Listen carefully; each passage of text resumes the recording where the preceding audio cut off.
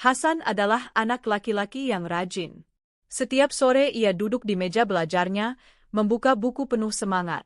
Namun, baru sebentar saja, ia sering merasa lelah. Kadang ia menguap, kadang kepalanya terasa berat. "Ah, kenapa belajar selalu membuatku cepat bosan?" gumamnya. Suatu hari, Hasan mencoba menghafal pelajaran matematika. Ia membaca berulang kali, tetapi tetap saja tidak masuk ke kepala. "Kenapa sulit sekali, ya?" ia mengeluh.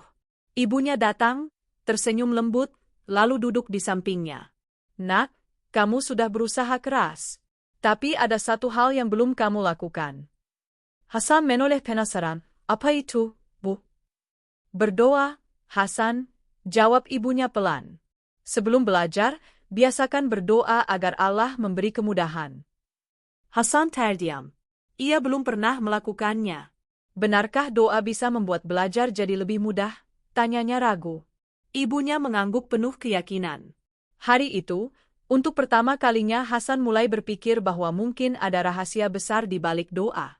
Keesokan sore, Hasan duduk di meja belajarnya lagi. Kali ini, ia teringat kata-kata ibunya. Ia menutup bukunya sebentar, lalu menengadahkan tangan kecilnya. Dengan suara pelan ia membaca doa yang diajarkan ibunya. "Rabbi zidni ilma warzuqni fahma." Ya Allah, tambahkanlah ilmu kepadaku, dan berilah aku pemahaman. Awalnya ia merasa canggung. Namun, setelah berdoa, hatinya terasa lebih tenang. Ia membuka kembali bukunya dan mulai membaca. Ajaibnya, kali ini ia bisa lebih fokus. Angka-angka yang kemarin sulit dipahami, perlahan terasa lebih mudah. "Wah, ternyata doa itu membuat hati jadi ringan," bisik Hasan dalam hati. Ia tersenyum kecil. Meski belum sepenuhnya lancar, Hasan merasa semangatnya kembali. Seakan-akan ada energi baru yang membuatnya kuat untuk terus belajar. Beberapa hari kemudian, Hasan mendapat ujian mendadak di sekolah. Guru bertanya, "Anak-anak, besok kita akan ulangan matematika." Semua murid langsung gelisah, termasuk Hasan. Di rumah, ia merasa cemas. "Bagaimana kalau aku tidak bisa?" pikirnya. Namun, ia mengingat kembali doa yang diajarkan ibunya. Sebelum membuka buku, ia membaca doa dengan khusyuk. "Rabbi zidni ilma warzuqni fahma." Malam itu Hasan belajar dengan tekun. Ia tidak cepat lelah seperti biasanya. Keesokan harinya, saat ujian berlangsung, Hasan berdoa pelan sebelum mulai menulis. Hatinya terasa lebih tenang. Ia mengerjakan soal satu persatu dengan sabar. Hasilnya, Hasan berhasil menjawab sebagian besar soal dengan baik. Walau belum sempurna, ia merasa bangga. Ia belajar bahwa doa membuatnya lebih percaya diri dan tidak mudah panik. Di sekolah, teman-teman Hasan mulai memperhatikan perubahan dirinya. "Hasan, kenapa kamu sekarang kelihatan lebih tenang saat belajar?" tanya Arif, sahabatnya.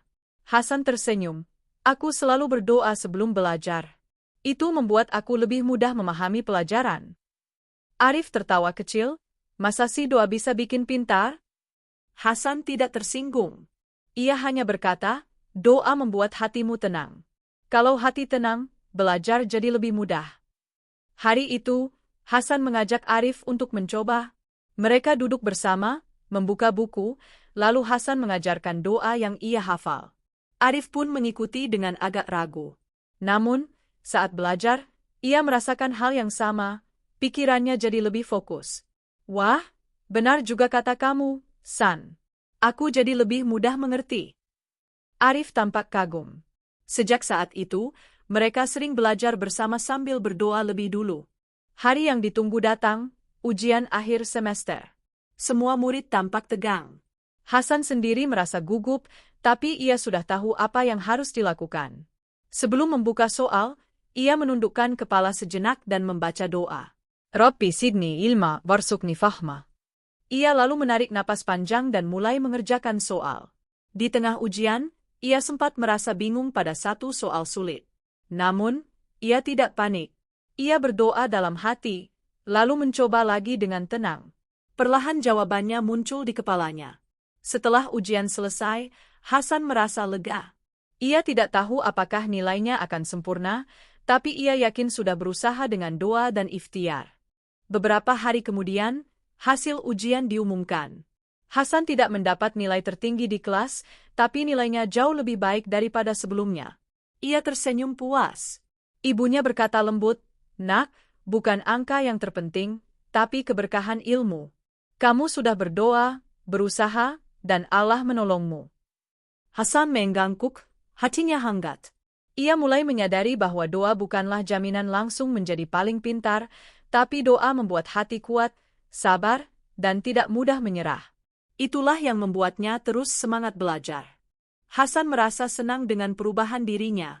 Ia pun ingin berbagi dengan teman-temannya. Saat istirahat sekolah, ia berkumpul dengan beberapa teman. "Teman-teman, kalian tahu tidak?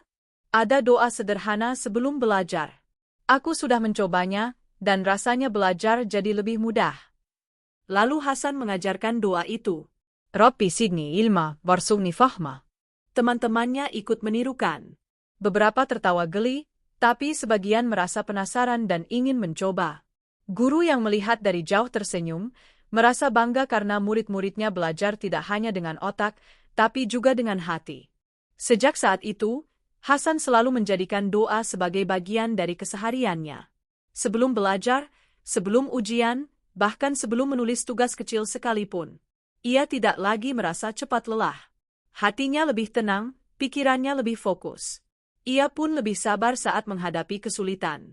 Hasan belajar bahwa doa bukan hanya ucapan, tapi juga pengingat bahwa Allah selalu bersama orang yang berusaha.